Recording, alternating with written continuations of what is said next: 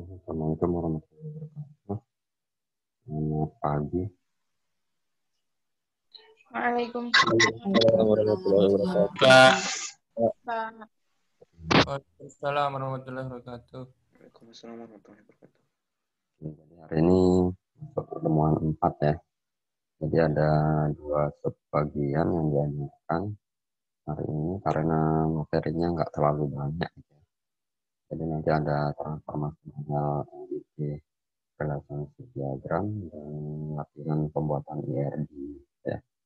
Kita langsung saja untuk yang transformasi dari IRD ya.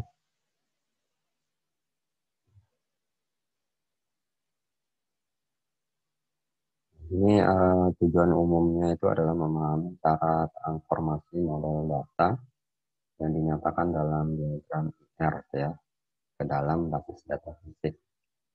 Jadi apa yang kita modelkan kita gambarkan dalam IR diagram itu kita ubah bentuknya gimana sih tabelnya gitu ya. Rupa tabel secara fisiknya seperti apa gitu yang dimasukkan.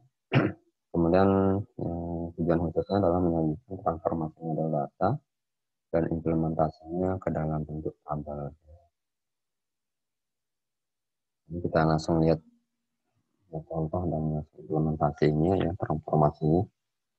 Jadi yang pertama adalah implementasi data ya. Setiap entitas itu akan diimplementasikan sebagai sebuah tabel ya. Kita sudah tahu kalau entitas itu kan sama seperti tabel ya. Entitas mahasiswa berarti tabel mahasiswa gitu ya.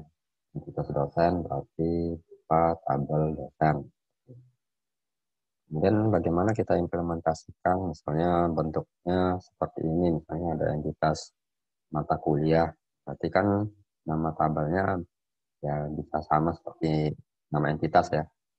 Nama tabelnya adalah tabel mata kuliah. Untuk kolomnya atau atributnya ya disesuaikan sesuai dengan gambar di IRD-nya ya.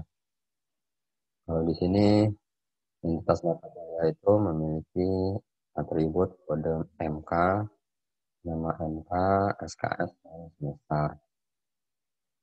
Jadi kalau kita implementasikan ke tabel bentuknya seperti di bawah ini ya. Jadi ada 4 kolom, kode MK, nama MK, SKS, dan semester. Jadi dibiasakan menulis primary key itu, kode MK ini kan adalah primary key ya. Jadi, biasakan penulisan primary key itu ada di sebelah kiri gitu ya. Jadi yang pertama kali kita buat kolom yang pertama kali kita tulis itu kan sebelah kiri ya. Jadi dibuat primary key-nya dulu. Ya. Kemudian atribut lainnya, atribut pendukungnya ya. Kalau nama mata kuliah SKS semesternya adalah atribut pendukung yang menjelaskan tentang entitas mata kuliah. Kemudian tabel relasi satu-satu. Ya. Ini relasi dengan derajat satu-satu yang menghubungkan dua buah entitas. Kalau kemarin kan sudah ada istilahnya kan ada binary ya, gitu ya. Relasi binary antar dua entitas itu terhubung satu relasi gitu ya. Kemudian ada juga unary dan ternary gitu ya. Jadi bisa dilihat kembali atau sebelumnya kalau masih lupa. Kemudian di sini ya, relasi dengan derajat satu-satu yang menghubungkan dua buah entitas akan direpresentasikan dalam bentuk penambahan atau penyertaan atribut relasi ke tabel yang mewakili salah satu dari kedua himpunan entitas. Jadi di sini ada penambahan atau penyertaan atribut relasi. Nah, atribut relasi itu ya kata lainnya adalah foreign key-nya ya. Jadi tanpa adanya foreign key, dua entitas tersebut bisa dikatakan berelasi ya. Kalau ada foreign key kan ya di kolomnya nilai di kolomnya itu kan pasti ada nilai yang sama. Sehingga bisa kita relasikan, kita bisa hubungkan data yang satu dengan yang lainnya. Tapi kalau nggak ada foreign key ya nggak akan bisa terhubung tuh dua entitas. Misalnya di sini ada entitas orang tua dan mahasiswa ya. Kalau entitas orang tua, ini misalnya eh, tabel mahasiswa dulu ya. Jadi ini satu-satu ya. Yang mahasiswa ini NIM ya, dan nama dan lain sebagainya gitu ya. Kita fokus ke untuk transformasinya fokus ke apa? Primary key-nya ya.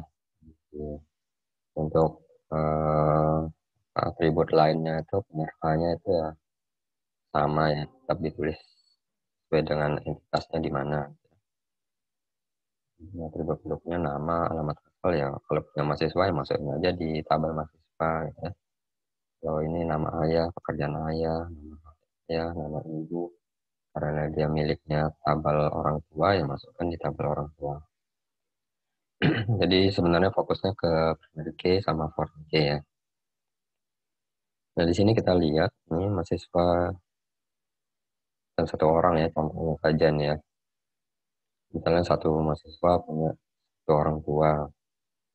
Nah, sebaliknya satu orang tua mempunyai satu mahasiswa. Jadi kan kalau kemarin kan satu orang tua mempunyai banyak mahasiswa ya kan nggak menutup kemungkinan hanya satu ya bisa lebih. Dan di sini di entitas mahasiswa itu ada primary key dan minim ya. Sedangkan di orang tua tidak ada primary key-nya ya. Jadi tidak ada primary key-nya. Jadi entitas orang tua ini kan weak entity ya.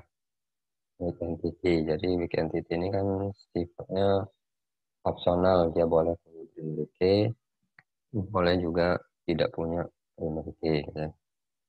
Jadi di sini contohnya dia tidak punya primary key. Jadi supaya terhubung, ya, primary key yang ada di mahasiswa ini dipinjamkan. Istilah foreign key itu kan dipinjamkan ya, meminjam primary key dari entitas lain. Jadi primary key yang ada di mahasiswa ini dipinjamkan ke tabel orang tua, ya, supaya terjadi relasi. Sehingga kita gambarkan di sini ada kolom NIM di dalamnya, ya. Jadi dengan adanya dua tabel ini, nah dua tabel ini bisa saling relasi di dalamnya.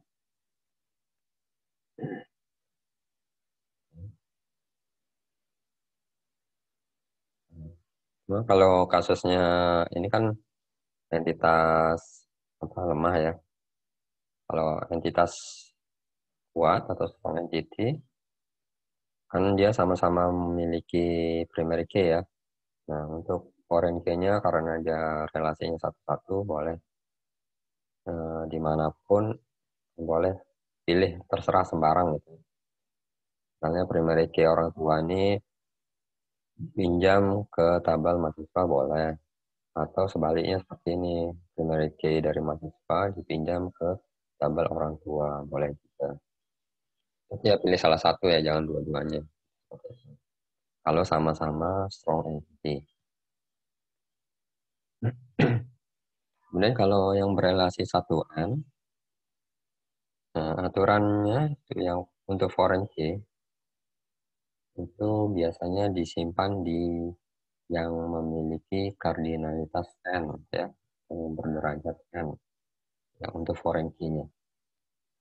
Jadi satu ini yang merupakan primary key-nya yang meminjamkan primary key dan n-nya itu yang menampung primary key tersebut. Ya. Jadi foreign key-nya ada di n-nya ya. Di sini kita lihat satu jurusan itu memiliki di daftar banyak mahasiswa ya. Jadi jurusannya satu, siswanya n ya. Nah, jadi seperti tadi aturannya, foreign key-nya itu ada di n. Nah, jadi primary key yang ada di jurusan itu dipinjam ke tabel mahasiswa. Begitu juga primary key yang ada di jurusan dipinjam ke tabel dosen. Jadi ini yang dipinjamnya ID jurusannya, dan di tabel dosennya ID jurusan. Jadi supaya terjadi relasi.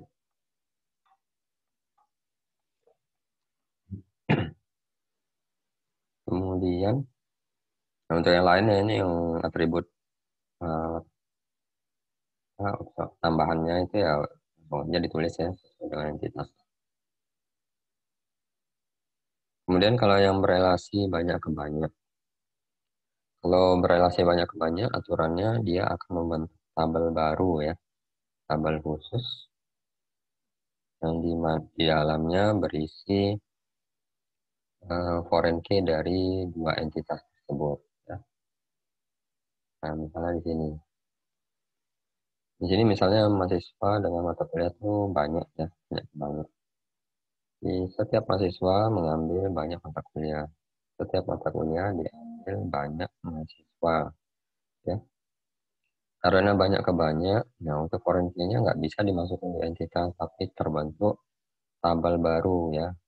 Dia berisi di relasi ini, foreign key-nya ya.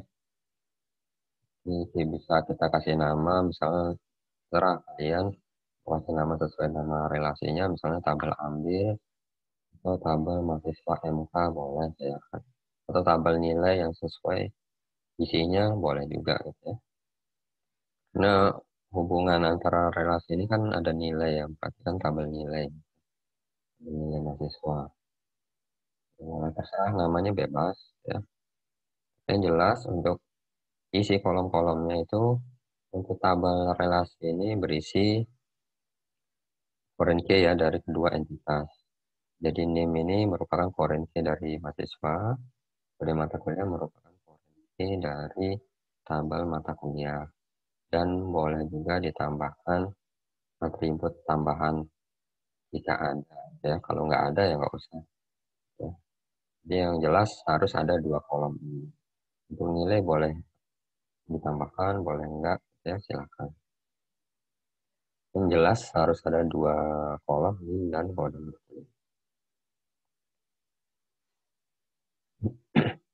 Kemudian kalau bentuknya seperti ini, implementasi relasi tunggal satu-satu gitu ya.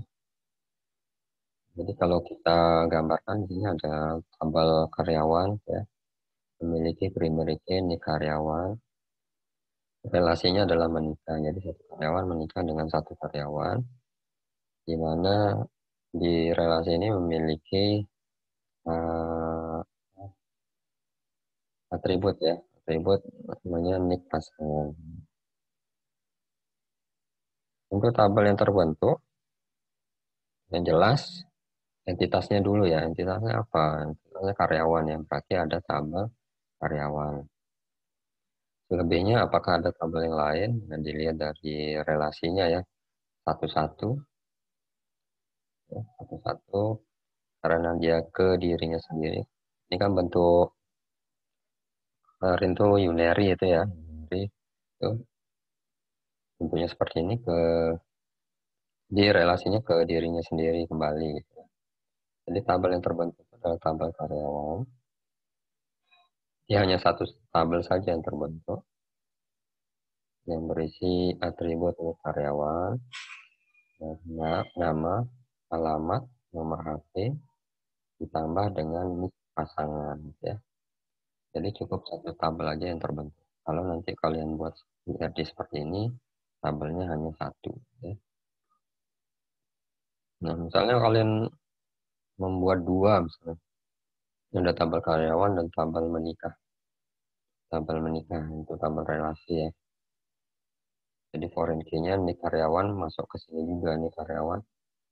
Jadi nggak mungkin buat tabel relasi hanya berisi nik pasangan.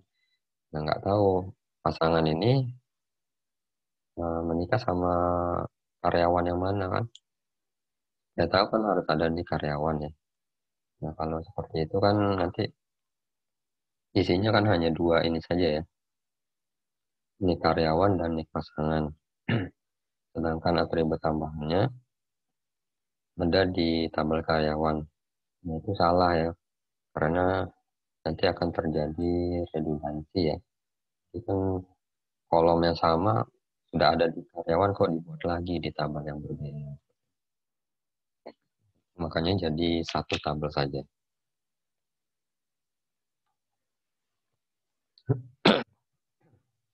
Kemudian ini kalau satu KN ya.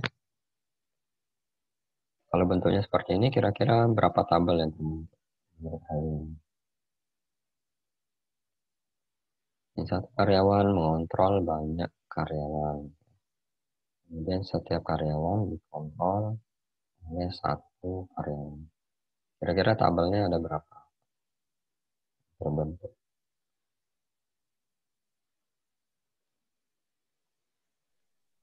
Kasih pendapat. Satu, Pak. Satu. Ya, satu. Yang lain? Satu semua yang lain. Iya Pak, satu Pak. Kolomnya gimana? Namanya kolomnya atribut.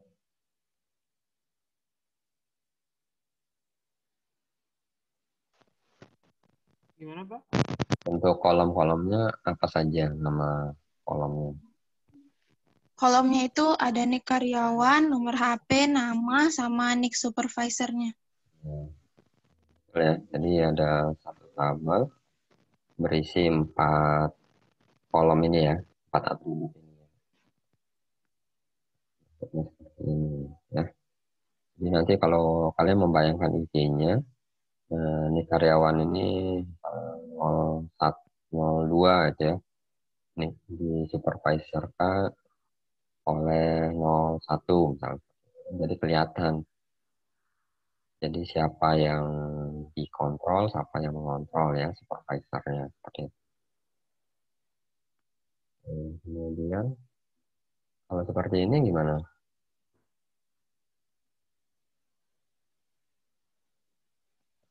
Tabel ada entitas mata kuliah, ya, dan relasinya banyak.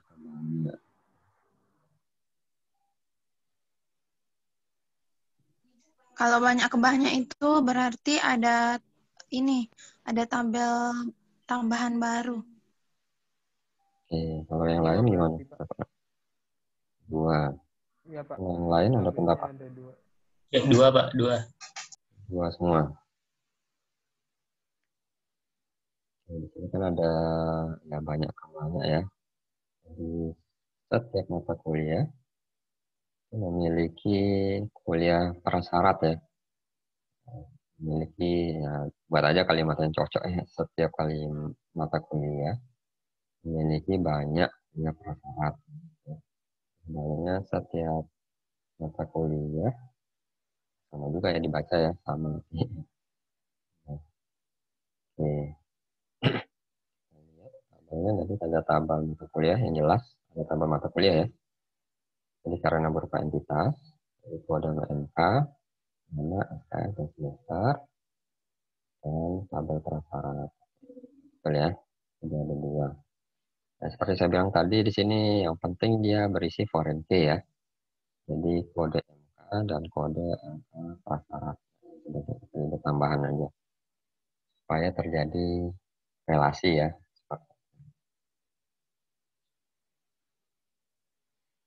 Kenapa nggak digabung saja? Kira-kira gimana itu? Kalau digabung saja misalnya kode MK prasyarat nih saya masukkan nih di tabel mata kuliah. Boleh nggak?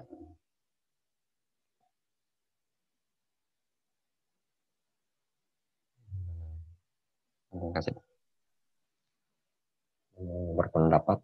Boleh nggak?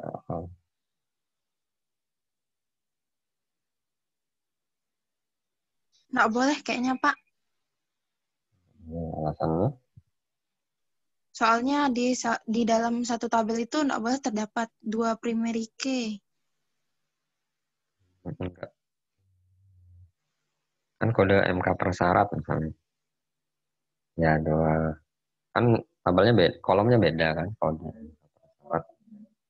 Ini ya saya tambahin. Misalnya 4 jadi 5 kolom.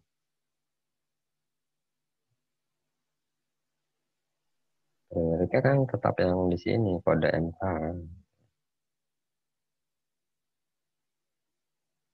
Nah,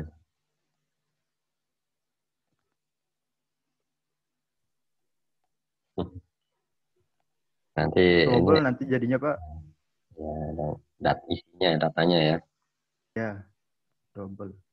Jadi ya makanya sambil dibayangkan isinya gitu ya. Misalnya apa, satu mata kuliah nih, nah diberisikan, ini kan daftar mata kuliah kan di sini isinya sama mata kuliah ya. Jadi prasyaratnya, jadi dia apa ya? Dia kan berisi prasyaratnya kan berisi apa banyak, nggak mesti satu ya mata kuliah. Dan nanti di dalam basis data itu nggak boleh tuh tulis misalnya apa nih yang prasyarat tuh. Contoh aja ya misalnya ya, kalau saya agak lupa juga. Misalnya eh, mata kuliah pemrograman berorientasi objek ya, dia harus mata kuliah persyaratnya adalah Alto dan Kodat misalnya. Itu kan ada dua ya. Kalau kalian bayangkan mata kuliah di sini misal kode pemrograman berorientasi objeknya misalnya kodenya 005 gitu ya. Nanti di tabel ini kan ada tambahan kode MK persyarat ya. Isinya adalah tulis saja ini misalnya ya. 005 ya. Dan ini misalnya ada kode MK persyarat. Persyaratnya 01 ya. Ini ada lagi ternyata 005 ini memiliki prasyarat yang lebih dari satu mata kuliah ya gitu ya. Misalnya prasyarat yang kedua algodat dua kan jadi double ya, jadi kan nggak boleh ya. Ya, primernya ya jadi lebih dari satu ya. Jadi kalau kemarin kan ada istilah multi value ya, attribute multi value itu kan nilainya lebih dari satu ya. Jadi kita nggak bisa di dalam database itu nggak bisa tulis seperti ini. Jadi kode persyarat 005 itu 001, 002 nah, itu nggak boleh gitu ya. Nggak boleh. Tapi harus dipisah gitu ya menjadi dua kolom. Itu aturannya. Ya, jadi itu alasannya makanya tidak boleh menjadi satu tabel ya. Jadi, harus dua tabel. Gitu ya. Jadi yang bisa ya analisanya tadi. Kemudian kalau bentuk seperti ini implementasi multi entitas. Jadi ternary gitu ya. Dalam satu relasi itu dihubungkan oleh tiga entitas. Ternary. Setiap entitas memiliki primary key sendiri-sendiri ya. Supplier ID supplier, gudang ID ruang, komponen ID komponen. Kira-kira ada berapa tabel yang terbentuk nih? Bentuknya seperti ini.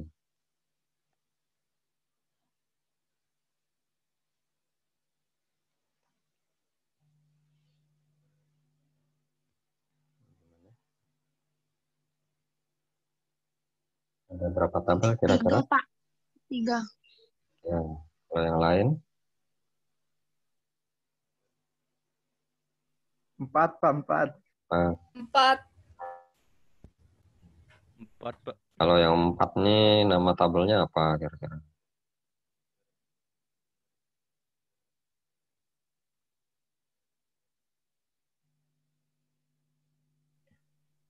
Tabel supplier, tabel persediaan, tabel komponen, sama tabel gudang.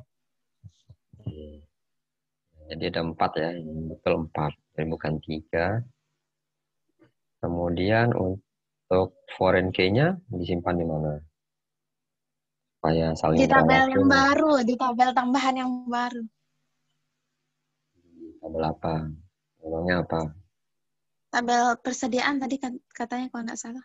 Iya. Foreign key-nya ada berapa? Ada 4. Begini di kolom di tabel persediaan tuh ada berapa kolom kira-kira? Berarti ada ID supplier, ID ruang. Tabel persediaan tuh ada berapa kolom? Ada 5, Pak. Nah, apa saja? Ada ID supplier, ID ruang. Bukan ID supplier, ID komponen, ID gudang, tanggal kirim sama ini cara pengiriman. Betul ya. Tadi ID gudang nih ID ruang ya. Disesuaikan. Gudang ya ruang. Dipakai gudang ya kan Oh, sama aja berarti, Pak ya? sama aja. Ya sebaiknya namanya apa yang sesuai dengan IRG gitu kan. Tahu. Oke betul ya. Jadi ada 4 tabel, gudang, komponen, dan persediaan. 5. Ada 5. 5 tabel ya. 5 Ya, kolom. kolom. Seperti ini ya. Di tabel persediaan tuh ada 5 kolom. Berisi foreign key dari setiap tabel ya.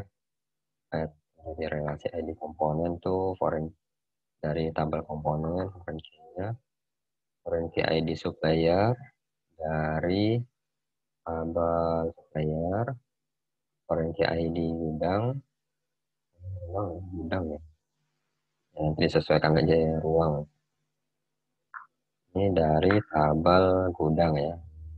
Sesuai ini ID ruang. Oke. Jadi, ya harus sama nih namanya ya. Salah. Yang ditambah ini atribut tambahannya ada tanggal kirim dan cara pengiriman. Cara pengiriman ya. Oke ya. Dan kalau bentuknya seperti ini kira-kira ada berapa tabel?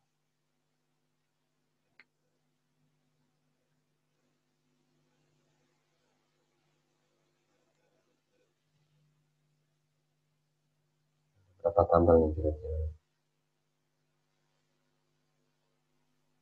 Sama kayak yang tadi Pak, 4. Nah, untuk foreign key-nya di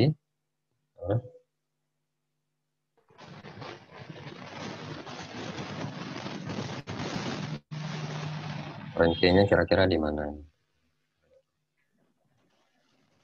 Yang penting kan foreign key-nya nih di mana itu harus benar ya, posisi supaya relasi benar.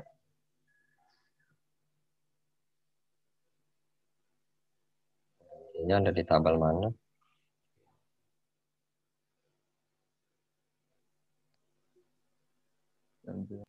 Hmm.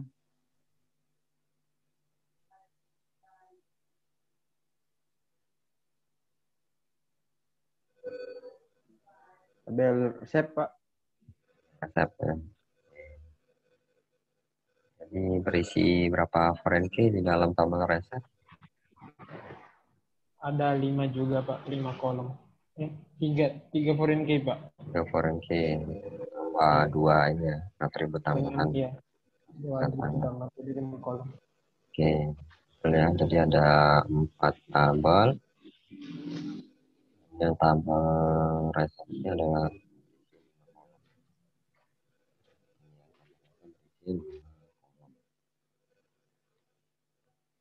kalau yang lainnya pasien, dokter, obat itu ya sesuai dengan gambarnya saja ya.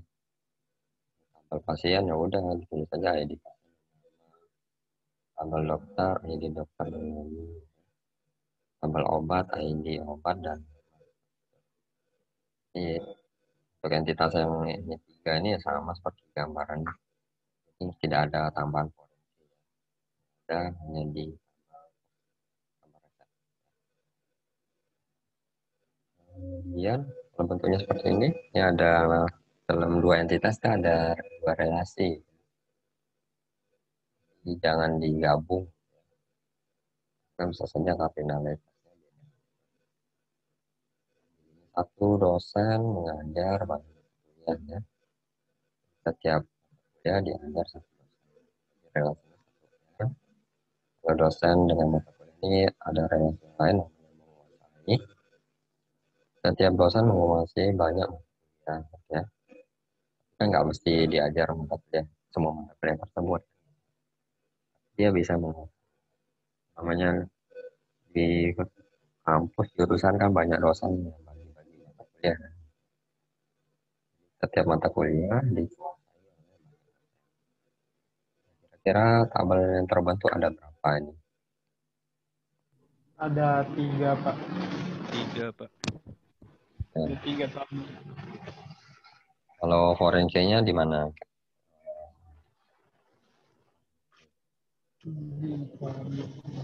Di tabel menguasai. Baik. Ada lagi pendapat yang lain?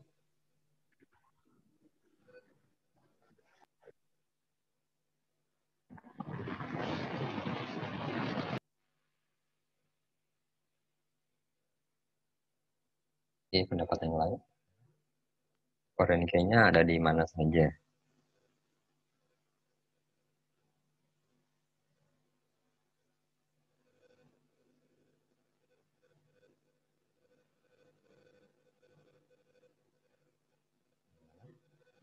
Ada? Yang pertama kita lihat dulu ya, dosen dengan mata kuliah ini 1N ya. Kalau 1N itu forensinya di mana? N. Forensinya Di N-nya, Pak. forensinya apa?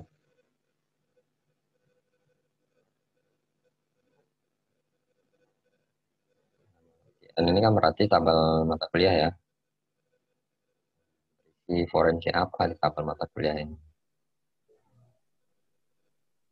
NIP. Ini Pak, NIP ya. Jadi ada tambahan ya di tabel mata kuliah ini ada tambahan NIP ya. Kemudian kalau yang ini NKM gimana nih? Buat tabel Forensiknya baru. gimana? Menguasai ya. Buat di tabel menguasai. Nah, forensiknya di mana? NIP sama kode MK Simpan di di tabel abang. menguasai. ya, disimpan di Pakai tabel. tabel menguasai. Ini ada dua relasi ya. Jangan sebut ajar ya, menguasai. Betul ya. Jadi ada 3 tabel. Forensiknya ada di itu di tabel mata kuliah sama tabel menguasai ya. 2 tabel yang berisi forensik. Tabel mata kuliah itu berisi forensik.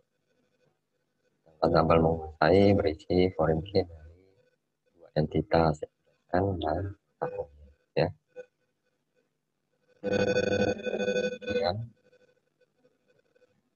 kalau bentuknya seperti ini gitu.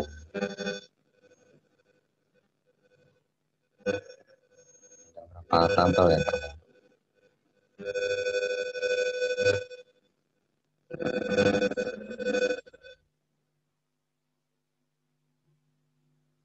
Ada entitas pegawai, ada entitas tangan, ada entitas skill ya. Entitas skill.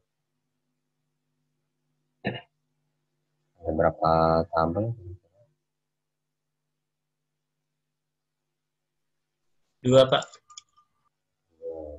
Yang lain?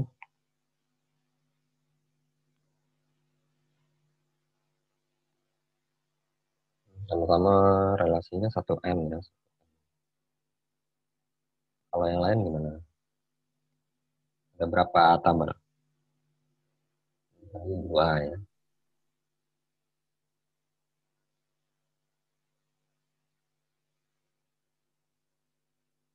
Berapa tabel? Oh, semua 2 ya. Ya, yang benar jadi ada 3 tabel ya. Tabel pegawai, tabel tanggungan, dan tabel skill ya. Skill. Ada tiga tabel.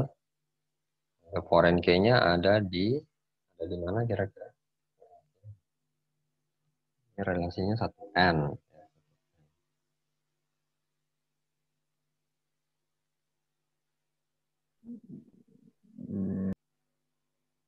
Foreign key-nya ada di mana?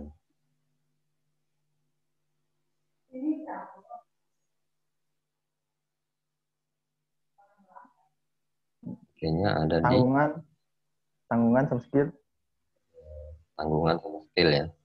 Jadi foreign key itu ada di tabel tanggungan sama skill. Nilai foreign key itu diambil dari primary key pegawai ya. Pegawai.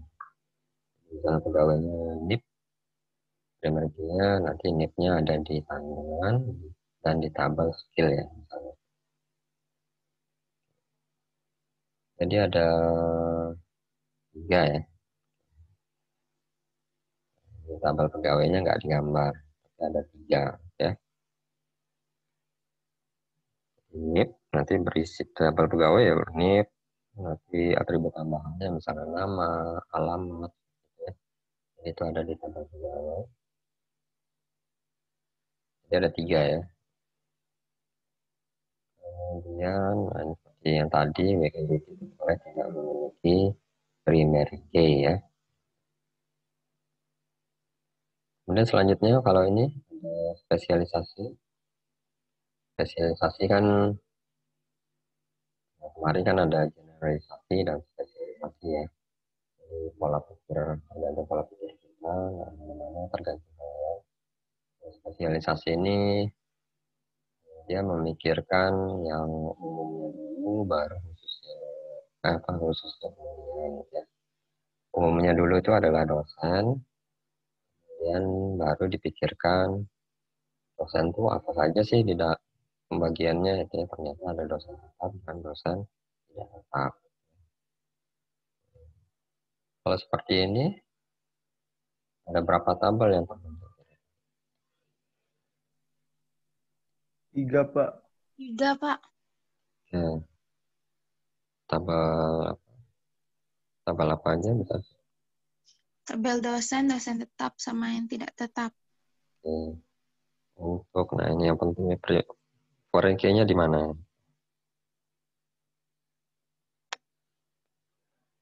Foreign key-nya di tabel yang mana? Ada 3 tabel tuh. Nah, foreign key-nya ada di mana?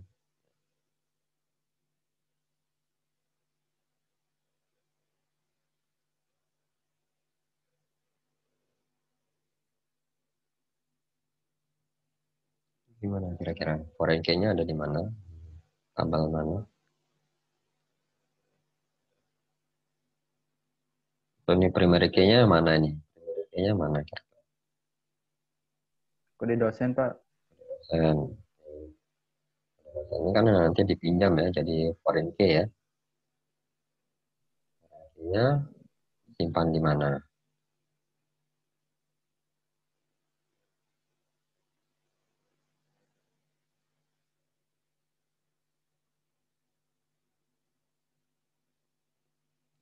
Foreign key-nya disimpan di mana?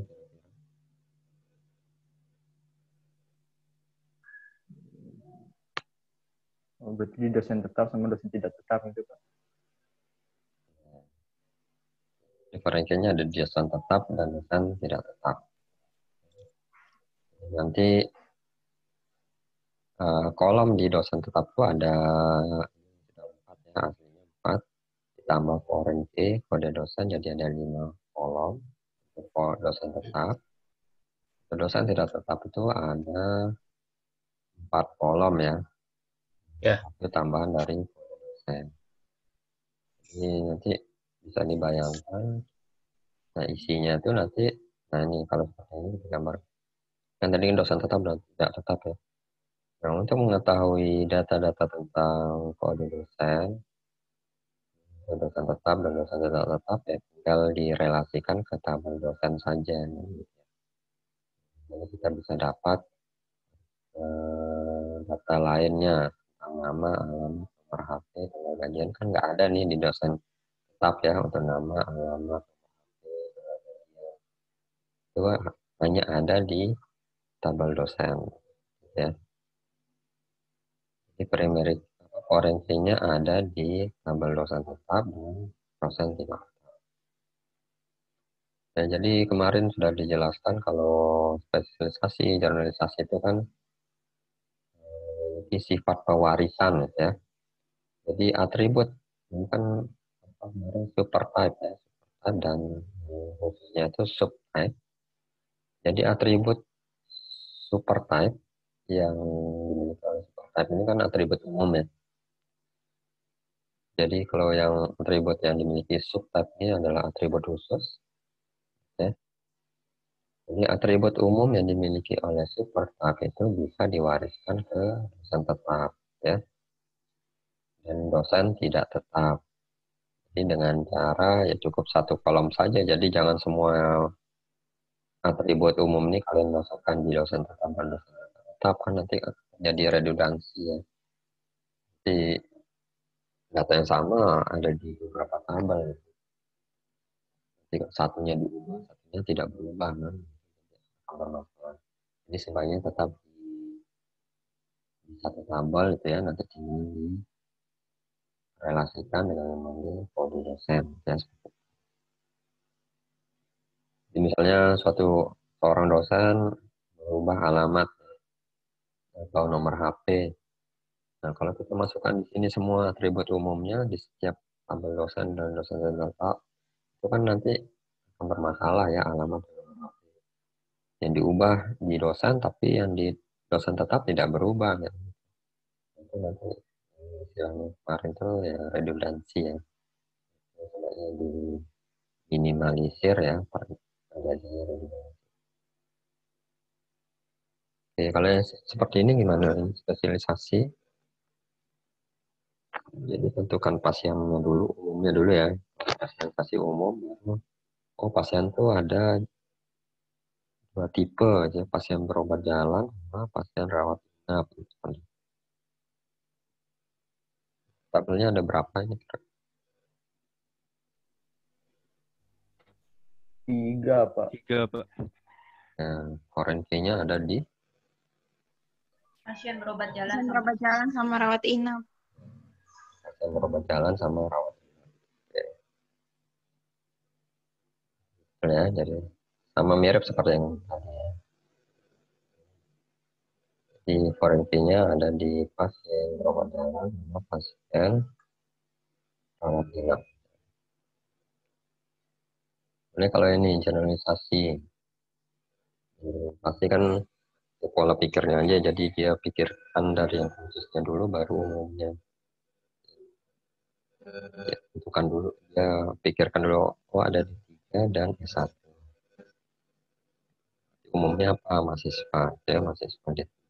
Ada mahasiswa. Kira-kira ini berapa tabel?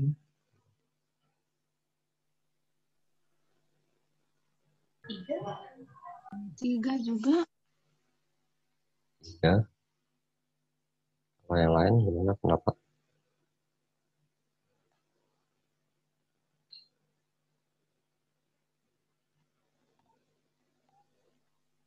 Hanya 3 juga, Pak. 3. Nama tabelnya apa?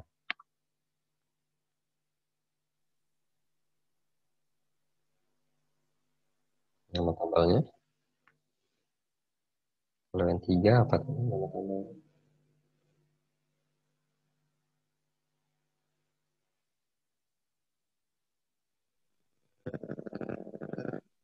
Nah,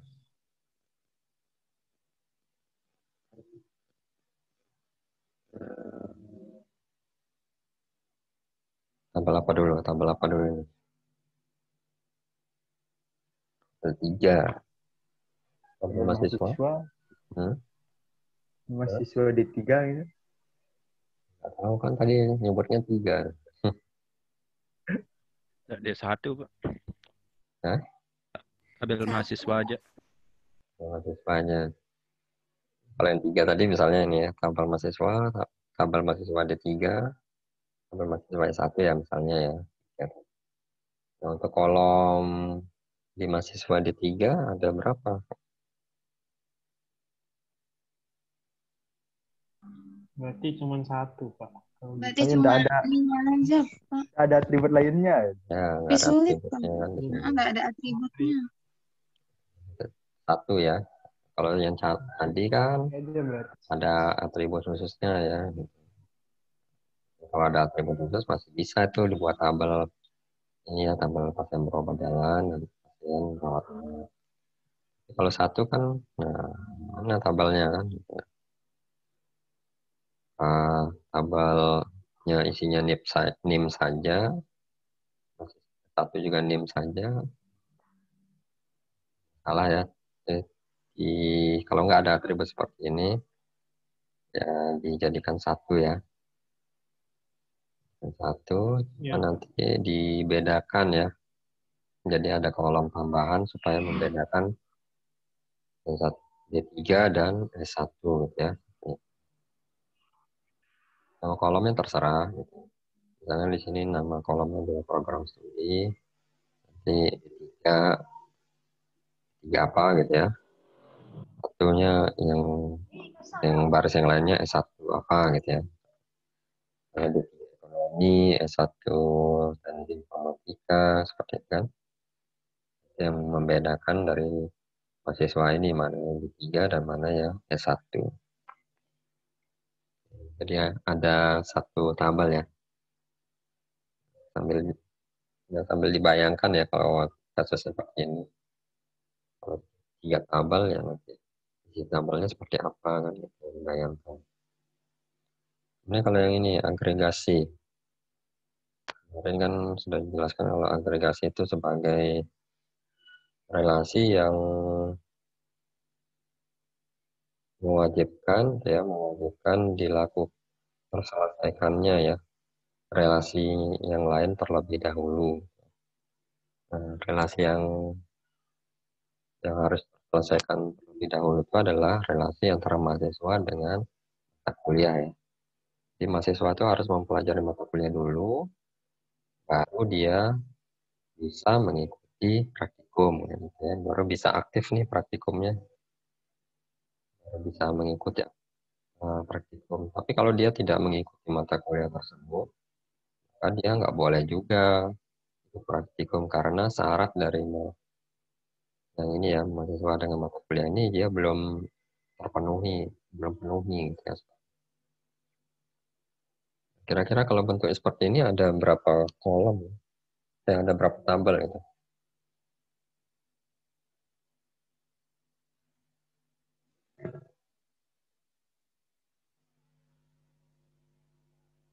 Ada yang mau berpendapat?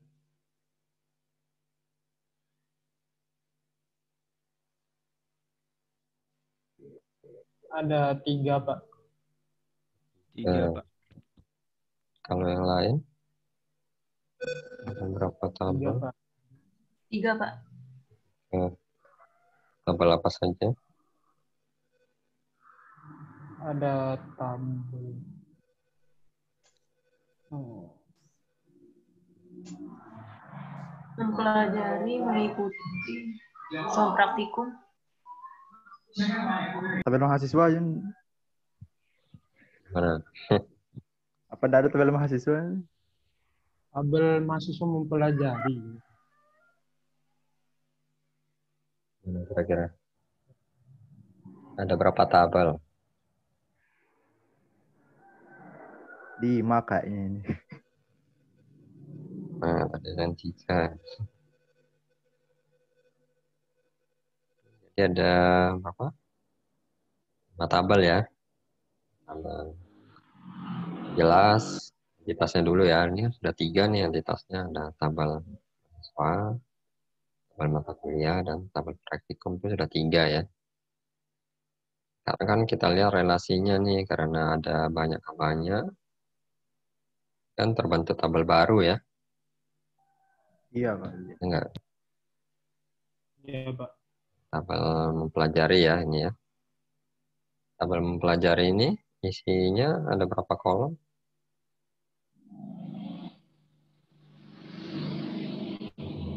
3, Pak. 3, 3. Ada 3. Terusnya ada 3. Kolomnya apa? Foreign key dari Nano, NIM, NIM, kode mata kuliah Kode sama mata indeks. kuliah sama indeks sama nilai. indeks nilai. Oke, jadi ada 3 kolom ya, 2 foreign key, ya, NIM, Foreign key 1. sama kode mata kuliah ya. Jadi praktikumnya belum masuk nih ya. Jadi setelah yang kotak ini terpenuhi, baru dia bisa praktikum ya. Tabel yang satunya adalah tabel mengikuti. Nah, ini banyak juga itu ya. Ada berapa kolom nih di tabel mengikuti kira-kira? Ada 4, Pak. 4, Pak. 4. Apa saja?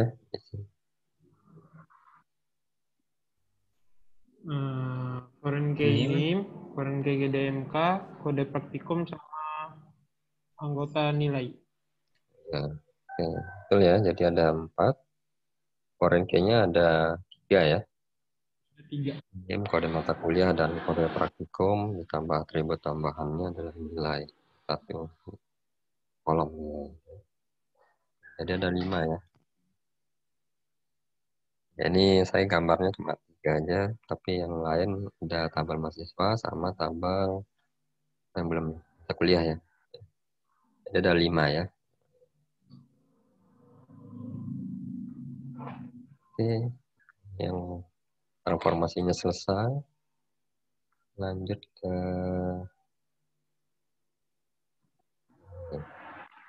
latihan.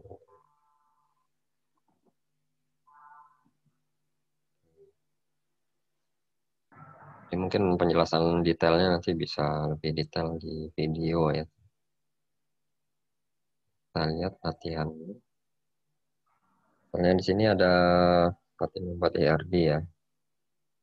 Membuat ERD itu ya, apa ya?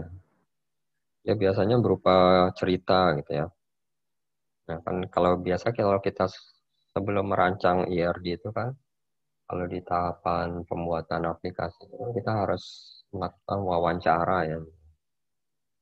Nah, isi wawancara itu kan biasanya ya kita tulis ya dalam bentuk kalimat gitu ya. Apa yang kita dapatkan informasi itu kita tulis dalam bentuk kalimat. Itu baru kita ubah ke ERD ya sesuai dengan maksud dari kalimat tersebut.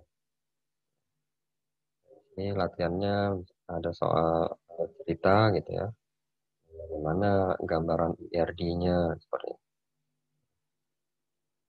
ini. Latihan pertama dulu, mahasiswa meminjam buku. Nah, kira-kira entitasnya ada berapa?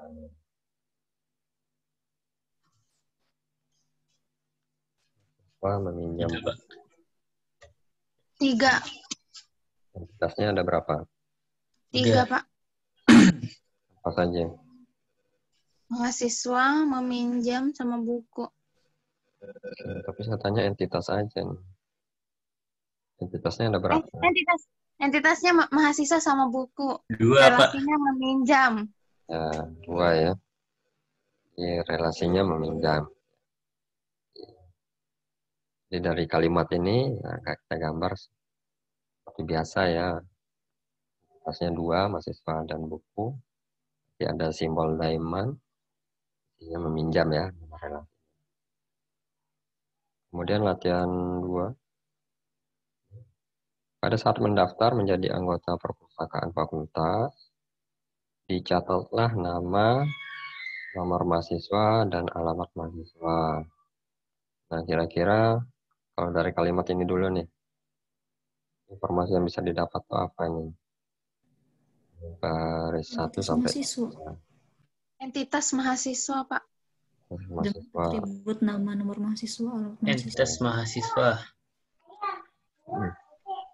Ya, oke, sebentar. Kenapa kakak? Ya, ntar ayah ngajar dulu ya. Oke, jadi atribut dari mahasiswa ya. Kita tahu nama, nomor mahasiswa, dan alamat mahasiswa ya. Jadi ada 3 ya. Kemudian setelah itu mereka baru bisa meminjam buku di perpustakaan. Ya. Kemudian buku-buku yang dimiliki perpustakaan itu banyak sekali jumlahnya. Kemudian tiap-tiap buku yang dimiliki perpustakaan banyak sekali jumlahnya. Nah, ini kan berhubungan dengan kardinalitasnya ya. Oh iya, N berarti. Buku yang dimiliki Iya, Pak. perpustakaan itu banyak sekali jumlahnya. Jadi bukunya banyak lah pokoknya gitu ya. Bisa tunggu sebentar.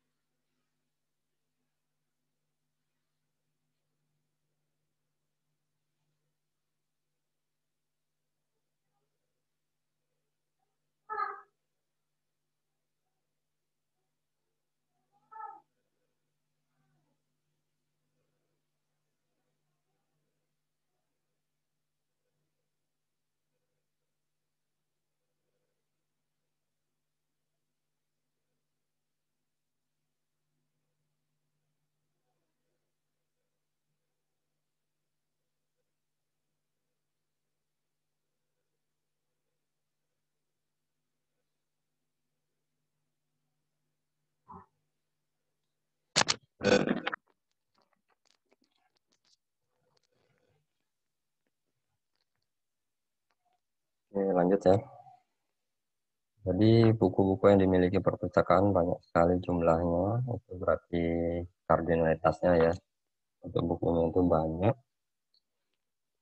Dan tiap buku memiliki data nomor buku, judul, pengarang, penerbit, dan tahun terbit. Nah, ini apa ini? Informasi apa ini? Entitasnya buku sama atributnya itu. Atribut buku. Sambil ditentukan primary key-nya ya. Primary key-nya berarti data nomor buku.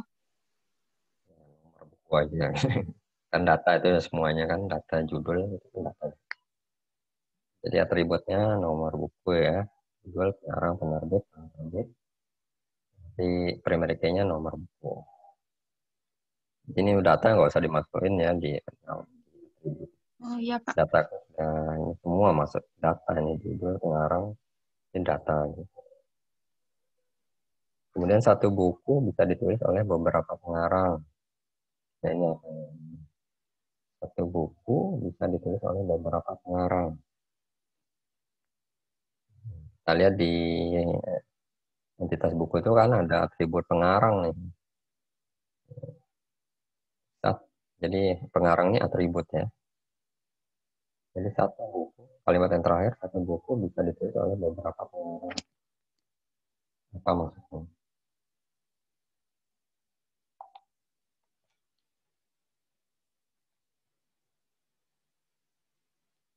Atribut pengarang ditulis garisnya double berarti.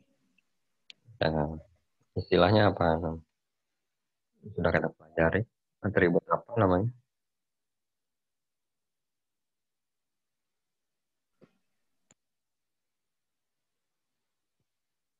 Ada yang tahu istilahnya? Atribut multivalue. Tuh. Ya betul ya. Multi-value. Jadi nilainya boleh lebih dari 1 ya. Kan nggak menutup kemungkinan kan dalam satu buku itu ditulis oleh lebih dari 2 orang gitu ya. Lebih dari 1 orang, bisa 2 orang, bisa 3 orang. Ini dibuat multi-value. Ya, kita gambarkan seperti ini ya. Jadi pada saat menggambar IRD jangan lupa menggarisbawahi supaya tahu primary key-nya mana ya. Saat kita melihat IRD langsung tertuju ke primary key karena ada di garis bawahi. Ya.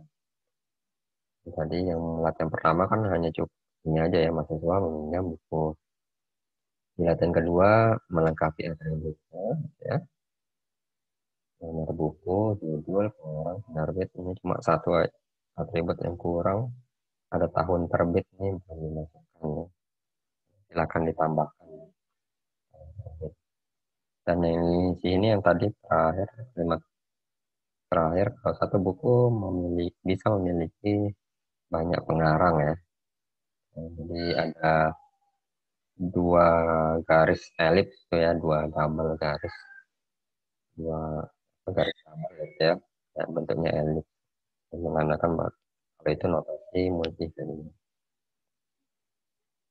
Kemudian kalau ini gimana? Lanjutan dari 2. Seorang mahasiswa boleh meminjam beberapa buku. Gimana nih?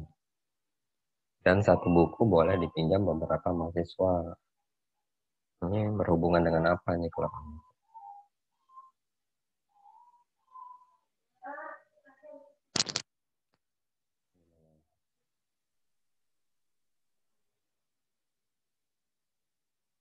seorang mahasiswa boleh meminjam beberapa buku, 1 buku boleh dipinjam beberapa mahasiswa.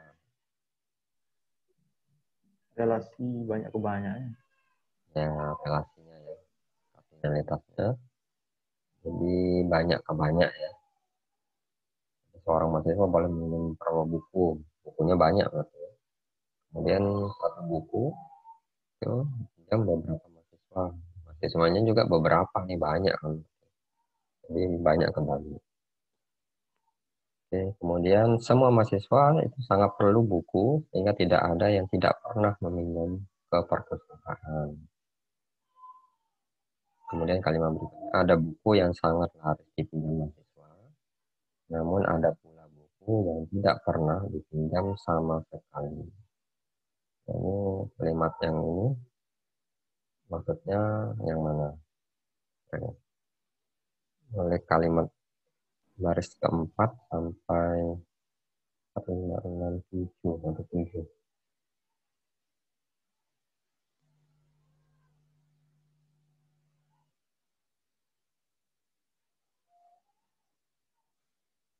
Mahasiswa sangat perlu buku ya.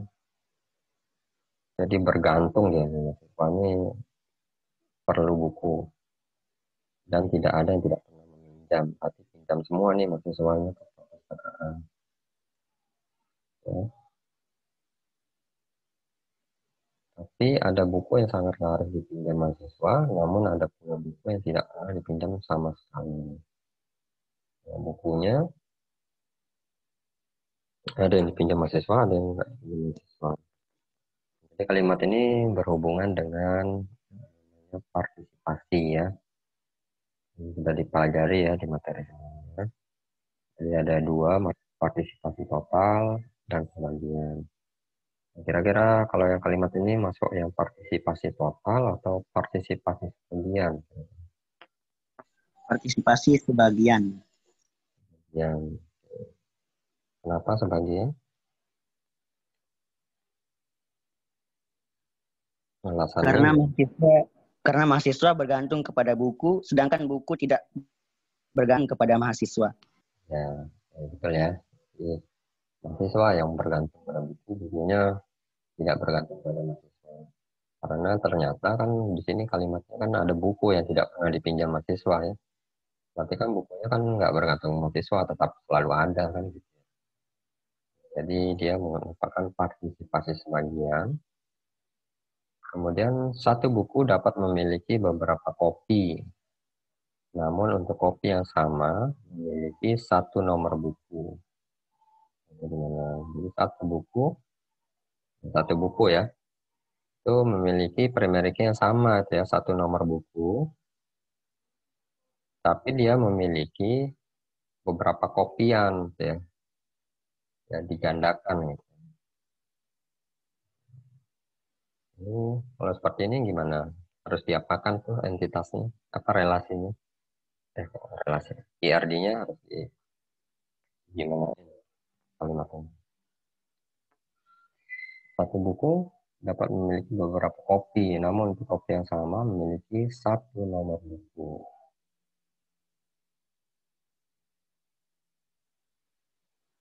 Jadi ada penambahan atribut ya. Penambahan atribut yang untuk menampung data jumlah kopian ya. Misalnya buku SBD kopiannya ada berapa? Disimpan di atribut jumlah kopian ya. Atribut identitas buku. Nama atributnya terserah, bisa pakai jumlah, bisa pakai stok ya. Yang penting isinya dia menerangkan kalau buku itu ada beberapa kopi di dalamnya ya. Kemudian setiap peminjaman akan dicatat tanggal peminjamannya. Ini apa gimana? Setiap peminjaman akan dicatat tanggal peminjamannya. Penambahan atribut juga mungkin Pak. Ya, atribut ya. Ya. Ya, atribut di relasi. Kan meminjam ya. Karena tadi berhubungan dengan kardinalitas setiap tambahnya ke banyak, maka dia kan terbentuk relasi baru ya, tabel baru. Iya. Di dalamnya itu ada atribut tanggal peminjaman. Jadi jangan tanggal peminjaman ini jangan dimasukkan di identitas mahasiswa dan buku ya. Nanti akan salah nanti kamu saat mengisi data-data. Kemudian semua mahasiswa disiplin mengembalikan buku tepat 1 minggu setelah peminjaman. Di mahasiswanya disiplin. Jadi karena disiplin ya nggak perlu tanggal pengembalian ya. Karena dia disiplin. Ya, istilah seperti itu kan. Dan jadi disiplin, pokoknya dalam 100 minggu pasti itu buku itu sudah balik perpustakaan. Ya, pegawai perpustakaannya yakin gitu ya. Jadi cukup dengan tanggal peminjaman. Jadi kalau kita gambarkan seperti ini, tadi yang partisipasi sebagian tuh, ini ya, simbolnya ada yang double garis dan satu garis. Jadi sebagian, kalau total tuh ya, setiap garis di relasi ini, linknya itu ada 2 garis. Untuk yang sangat bergantung itu, tadi kan mahasiswa yang di double gariskan. Kalau buku kan nggak terlalu bergantung ya, nggak bergantung ya sama mahasiswa. Jadi nggak double garis. Ini untuk yang jumlah kopian, misalnya kita tambahkan atribut jumlah, dan tadi yang tanggal pinjam itu kita masukkan di relasi ya. Ya, untuk yang nomor 4, lanjutan nomor 3.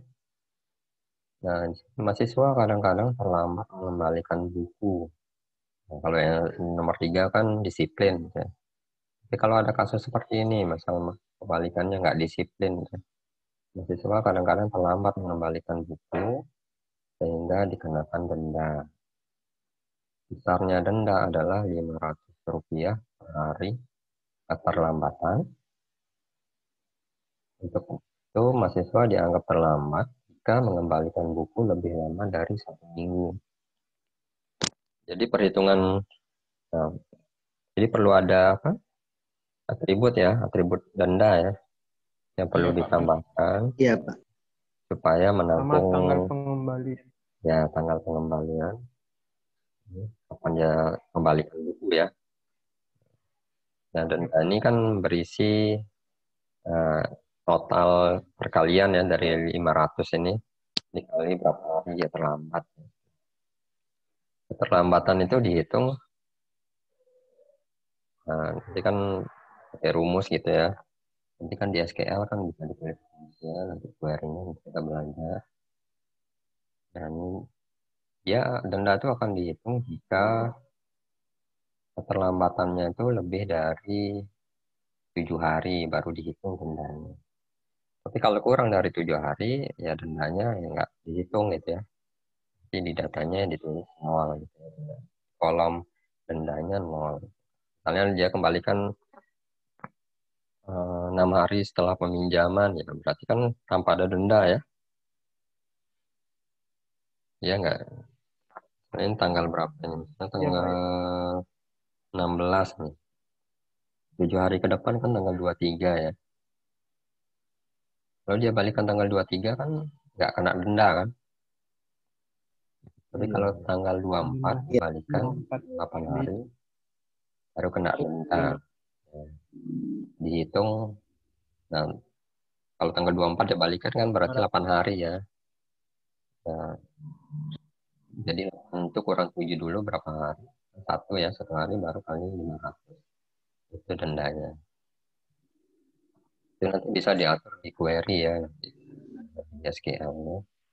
Tinggal bisa di query itu bisa dimasukkan rumus matematis. Jadi nanti sistem yang menghitung tanggal apa keterlambatan itu ya sistem aja yang hitung dari tanggal pengembalian dikurangi tanggal peminjamannya kapan. Kan dapat ya nanti dia telat atau enggak. Gitu ya. Jadi seperti ini. Jadi atributnya ini ada apa ini, garis putus-putus ya. Jadi ini atribut yang dihitung oleh sistem ya. Jadi bukan dihitung oleh operator yang menginputkan data, tapi biar sistem aja yang menghitungnya. Tinggal dimasukkan aja tanggal kembali dan tanggal peminjam kan ketemu tuh dendanya berapa gitu ya. Kemudian latihan nomor 5. Ini lanjutan nomor 4. Sistem basis data digunakan untuk tingkat fakultas, di mana perpustakaan merupakan salah satu bagian dari fakultas. Mungkin kalau dari kalimat ini kalian langsung buat entitas fakultas ya. Ya enggak betul. Iya, Pak. Penambahan entitas baru. Tambah entitas baru fakultas. Kemudian fakultas memiliki beberapa jurusan, ya, dan tiap jurusan, fakultas ini kan punya jurusan ya, dan tiap jurusan memiliki perpustakaan. Di sini dijelaskan pada SBD perpustakaan, data rinci tentang suatu jurusan itu tidak diperlukan. Nah, otomatis kan data fakultas kan nggak perlu juga kan. Nah, itu nanti yang membatalkan kenapa kita nggak buat entitas fakultas. Jadi ada kalimat yang ini. Pada SBD perpustakaan itu data rinci tentang suatu jurusan tidak diperlukan. Sehingga data-data penjurusan fakultas itu ya nggak perlu gitu ya.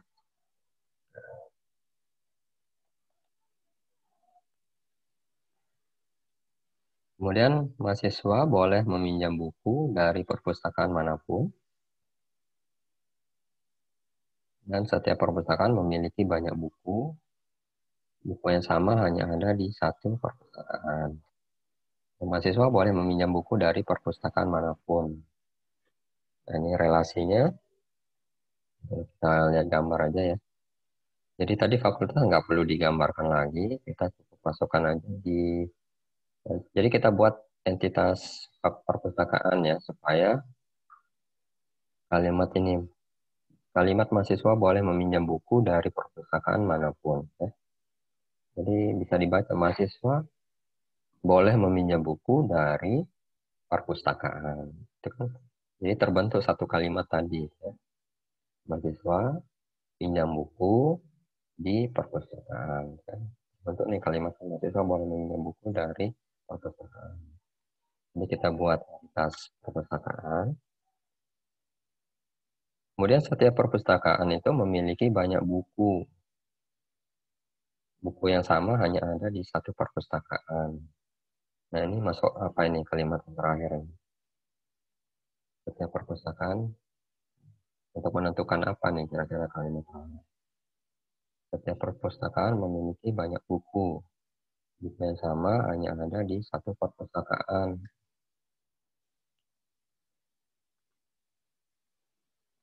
Menentukan apa kira-kira? Kardinalitas. Kardinalitasnya gimana? Satu-satu, satu ke banyak, satu atau banyak-banyak.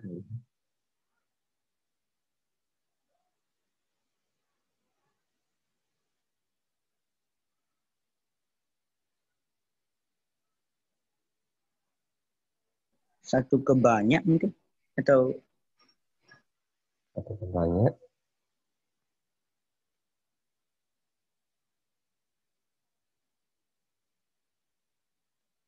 Kalau ini gimana? Misalnya ini.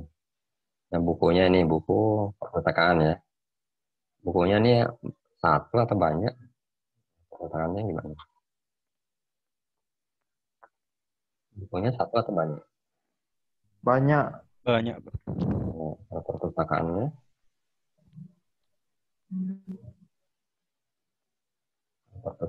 gimana?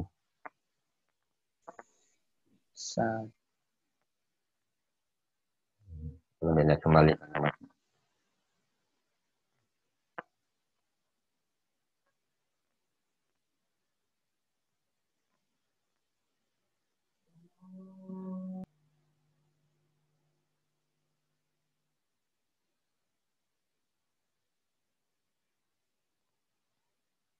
Perpustakaannya kardinalitasnya gimana?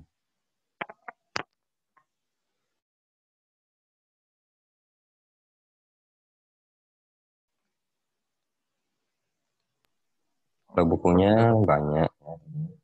Banyak-banyak berarti. banyak ke Gimana?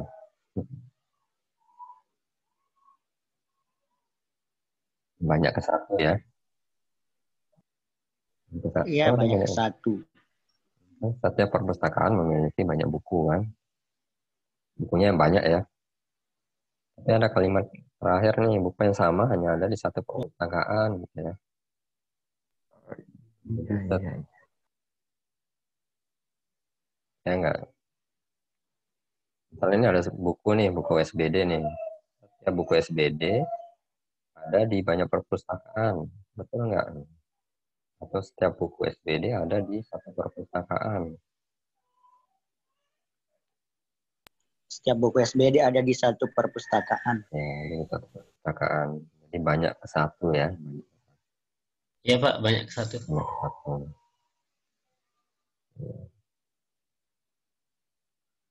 Kemudian yang terakhir ini, yang nomor 5, fakultas memiliki 3 jurusan.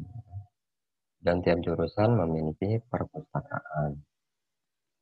Setiap mahasiswa baru, kalau dari kalimat ini kan, ya, tadi kan nggak perlu ya, entitas fakultas ya.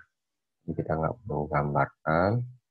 Kemudian lanjut kalimat berikutnya. Setiap mahasiswa baru otomatis langsung terdaftar di satu perpustakaan. Ini gimana nih? Setiap mahasiswa baru otomatis langsung terdaftar di satu perpustakaan. Namun mereka boleh meminjam buku dari perpustakaan manapun di jurusan tersebut. Gimana nih? Kalau kalimat ini, apa yang terbentuk di IRD-nya? Ada relasi baru. Ya, relasi baru ya. Disimpan di mana? Antara entitas mana nih relasi baru? Antara entitas mahasiswa dan entitas perpustakaan. Ya, antara entitas mahasiswa dengan perpustakaan ya. Jadi ini kalimatnya setiap mahasiswa baru, mahasiswa ya, entitas mahasiswa otomatis langsung terdaftar. Nah, ini relasinya terdaftar dengan entitas perpustakaan, di entitas perpustakaan ya. Oke, jadi seperti ini ya. Jadi tambahan yang ini aja ya. Relasi terdaftar di, ya, mahasiswa baru terdaftar di perpustakaan. perpustakaan. Jadi, namun mereka boleh meminjam dari perpustakaan manapun di jurusan tersebut. Untuk partisipasinya adalah partisipasi total, karena mahasiswa butuh perpustakaan ya tadi kan, butuh buku kan tadi ya. Buku itu kan ada di perpustakaan, jadi kan total. Perpustakaan juga butuh mahasiswa supaya ada yang meminjam ya. Kalau perpustakaan nggak butuh mahasiswa, nggak ada yang datang gitu seperti itu ya. Jadi mahasiswa dengan perpustakaan partisipasi total. Kalau kardinalitasnya gimana?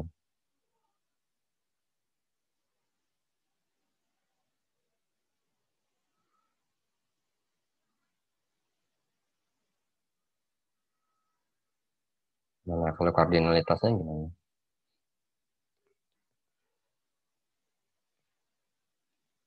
Kalau dilihat dari ini.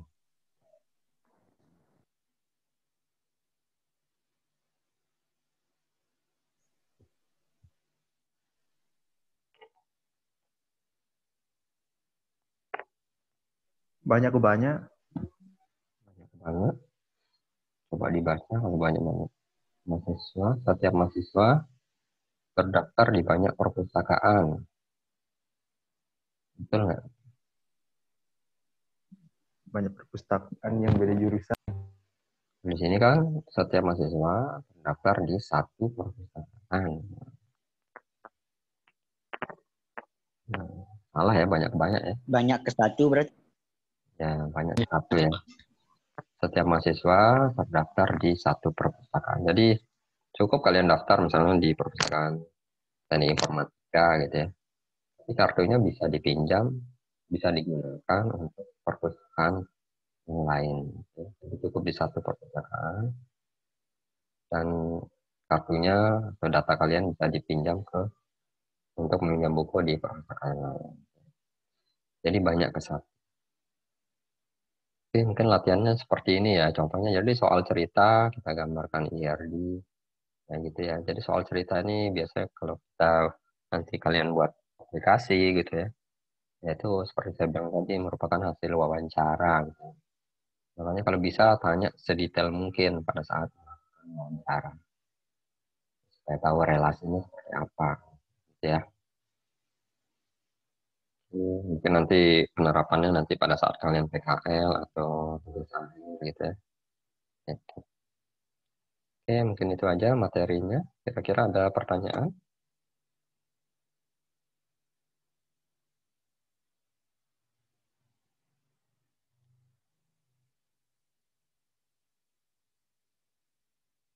Gimana? Ada pertanyaan?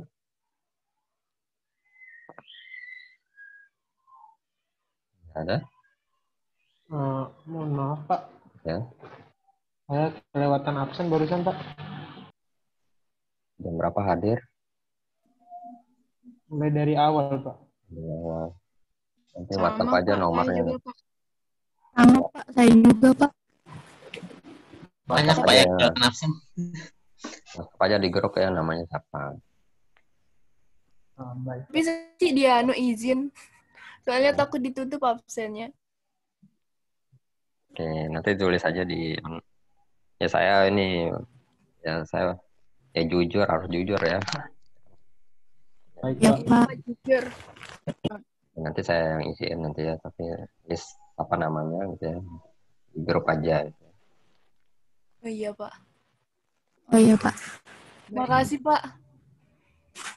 Kemudian untuk post test nanti hari Jumat ya.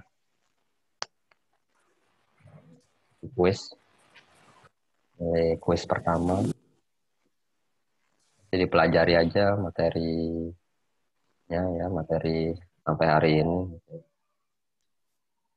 Iya Pak. Jumat siang gitu ya. Jumat siang kan udah Materinya nggak ada kuliah ya. dari awal materi Kenapa Pak? kuisnya. Materinya dari awal. Ya. Hari Jumat nggak ada kuliah lagi kan? Nggak ada Pak. Nggak ada. Nggak ada, Pak. Nggak ada Pak. Oke ya. Kosong jadwal. Ya. Ini kembali ke Tapi ini bisa. ada. Tapi bisa jadi Pak, kalau misalnya kan Pak Gibran kayak pindah waktu gitu ya, nah, bisa jadi ada kuliah di hari Jumat kalau Pak Gibran pilih hari Jumat sih. Kalau nggak pilih hari Jumat sih mungkin nggak ada Pak. Soalnya ada mata Apa gitu? kuliah etika profesi. Soalnya beliau lagi apa gitu namanya? Ada urusan jabatan-jabatan gitu lah, kurang lebih Pak, nggak tahu ada, jadi ada perubahan jadwal dan belum tentu sih hari Jumat Pak, tapi katanya akan dipindahkan sih, tapi belum dikonfirmasi lagi sih Pak. Oke. Ya, siang Jadi sih. sejauh ini sih ya Pak. Ya, nanti Bisa lah. bisa. Nanti ya nanti dikabari aja nanti kalau ada. Jelas Ya, siang atau sore gitu ya. Iya Pak. Yang ini ada pertanyaan dulu untuk materinya.